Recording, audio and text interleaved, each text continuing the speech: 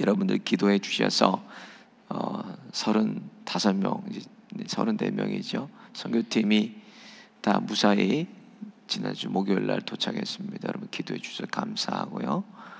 이거는 진짜 기적 같은 일입니다. 35명이나 되는 그런 많은 사람들이 오직까지 들어가서 또 연주로, 음악으로, VBS로, 안경사역으로 이렇게 복음을 전할 수 있다는 것도, 한 사람도 아프고 다치거나 그런 사람이 없어요.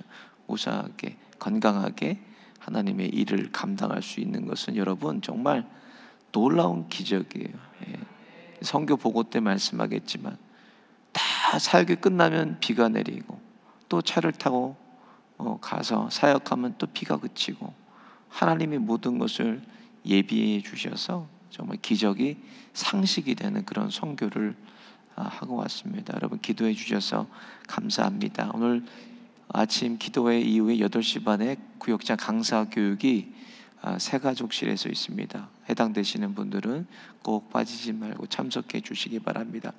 최근 들어서 활발하게 활동하던 반기독교 그런 웹사이트들이 다 문을 닫아 버렸습니다. 거의 이제 활동을 안 해요. 제가 찾아보니까 네이버에 있는 안티 기독교 카페는 여전히 활동을 하고 있어요.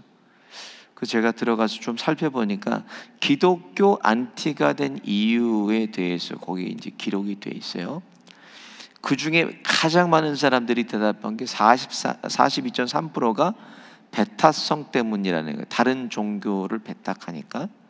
두 번째로 많은 대답이 세습과 족벌 경영 때문에 그렇다는 거예요. 세 번째가 헌금 강요하고, 또 네 번째가 인간성을 말살하고, 마지막으로 지도층이 타락하고 부조리 때문에 기독교 안티가 됐다고 그렇게 대답했습니다.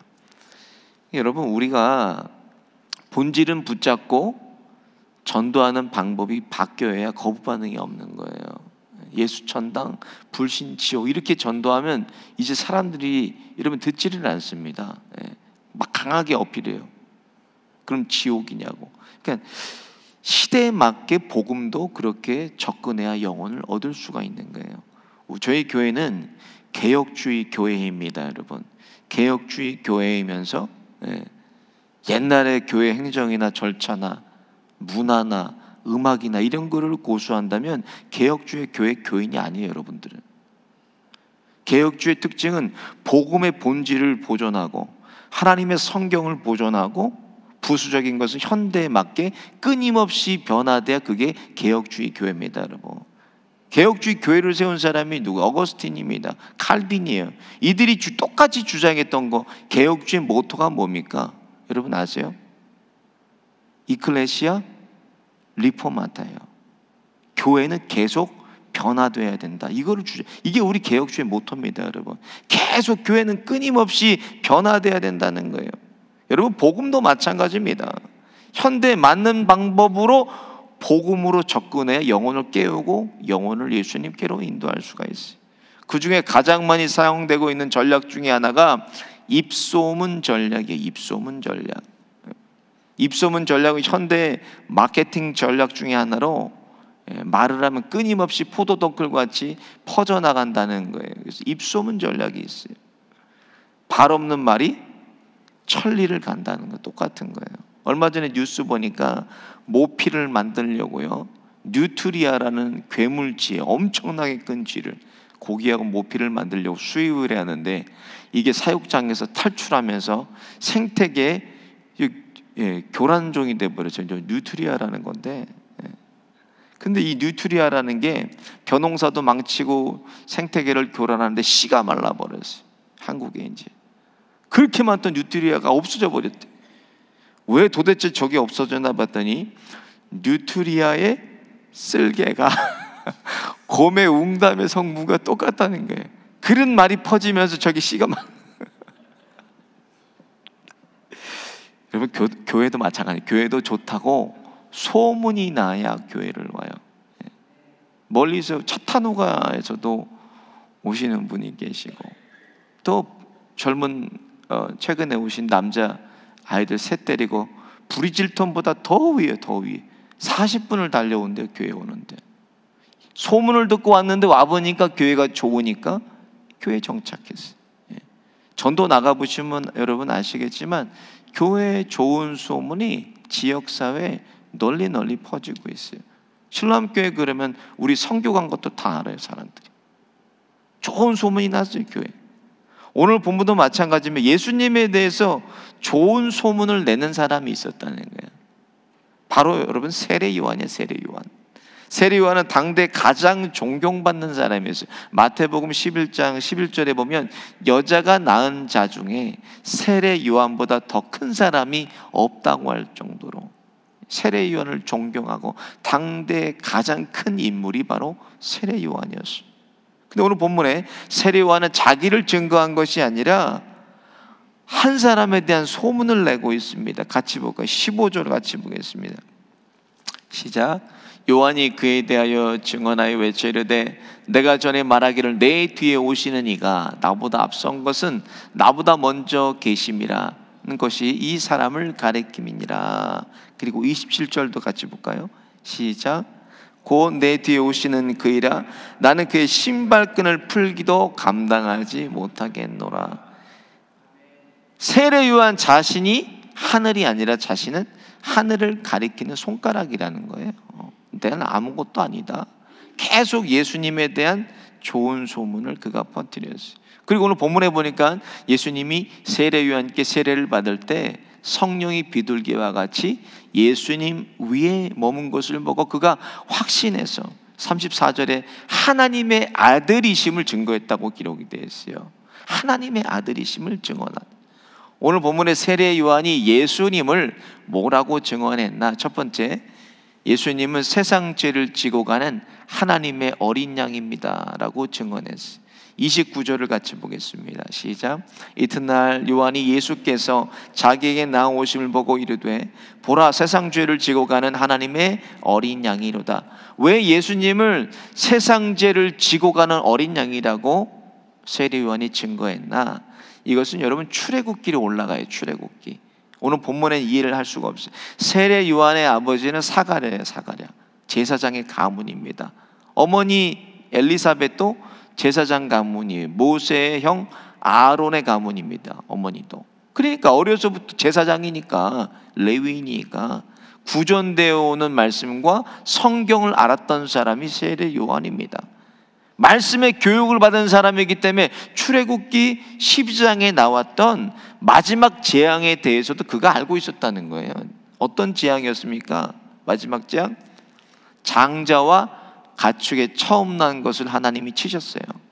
근데 오직 어린 양의 피를 문설주와 문인방에 바른 이스라엘의 모든 자녀들은 그 재앙을 피해갈 수가 있었다는 거예요. 그래서 그때 6월절 패스오버라는 것이 생겨났습니다. 하나님의 어린 양이라는 말씀은 예수님께서 앞으로 그렇게 짊어지셔야 될 인류의 죄에 대한 구속의 사역을 증거하고 있다는 거예요. 앞으로 예수님께서 짊어지셔야 될 십자가에 대해서 그가 증언하고 있다는 거예요. 예수님이 십자가 보혈의 대속의 은혜로 말미암아 전 인류를 구원하실 것입니다. 그거를 증거한 거예요. 이 복음을 예수님이 세례 이후에 성령이 비둘기와 같이 예수님 위에 머문 것을 보고 세례 요한이 그것을 확신하게 됐습니다. 같이 보겠습니다. 34절 시작. 내가 보고 그가 하나님의 아들이심을 증언하였노라. 창세기 여러분 8장에 뭐가 나오죠? 노아의 방주 사건이 나와요. 그때 비로 하나님께서 세상을 치시고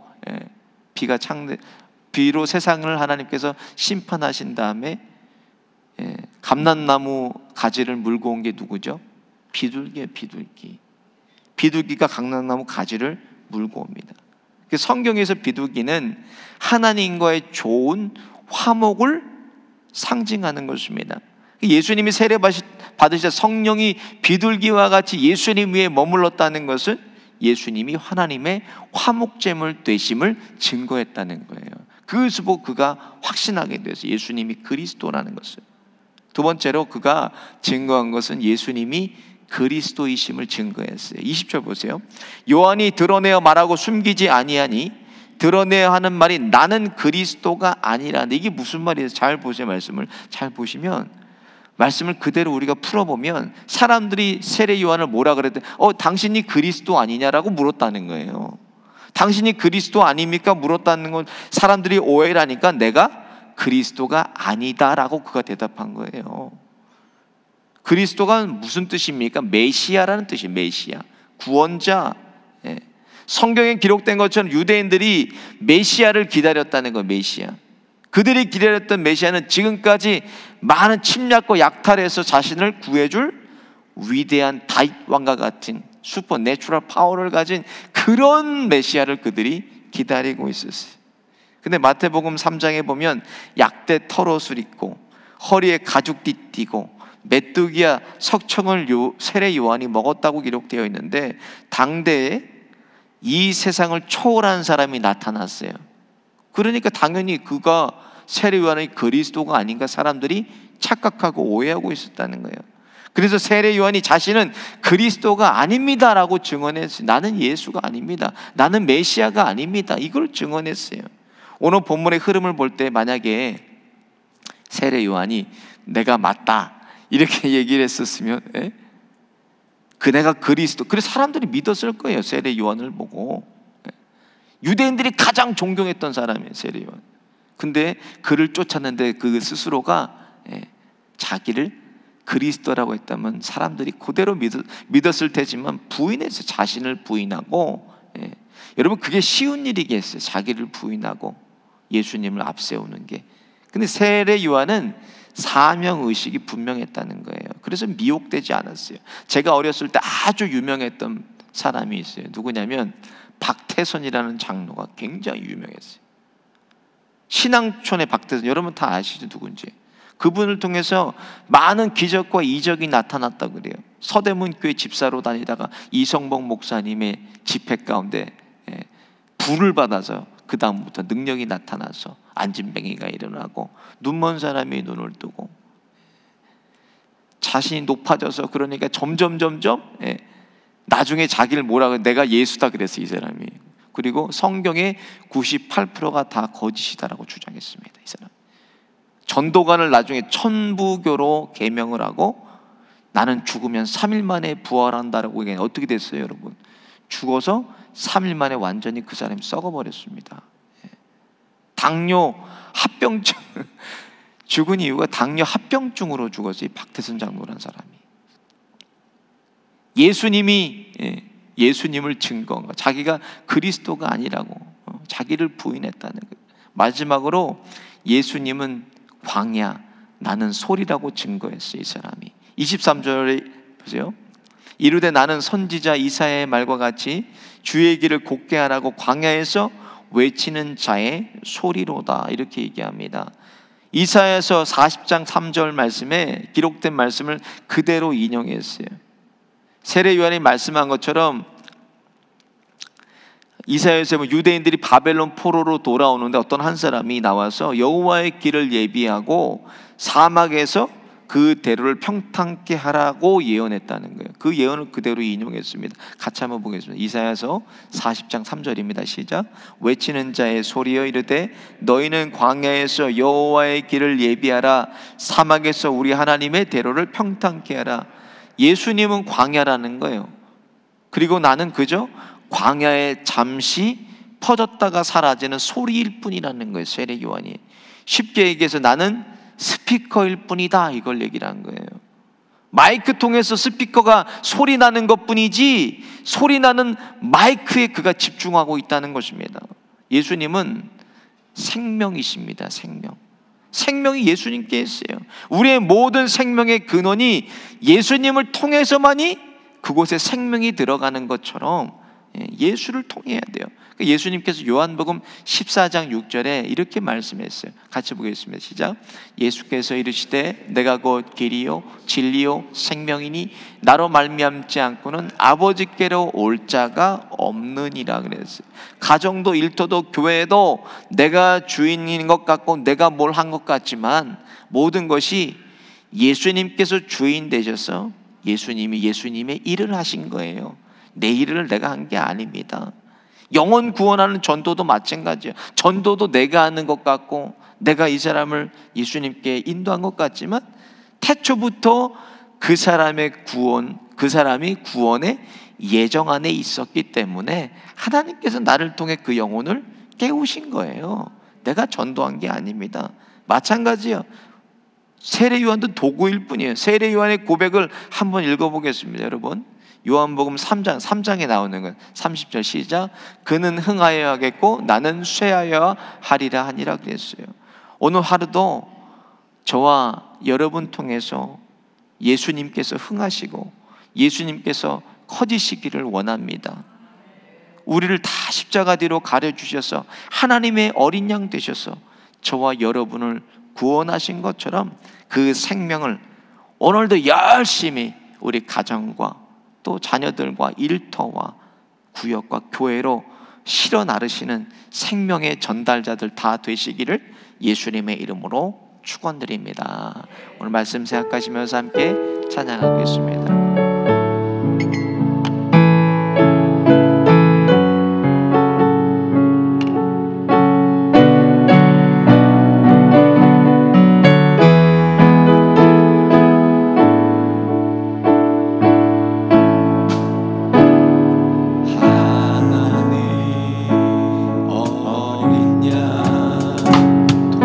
생자 예수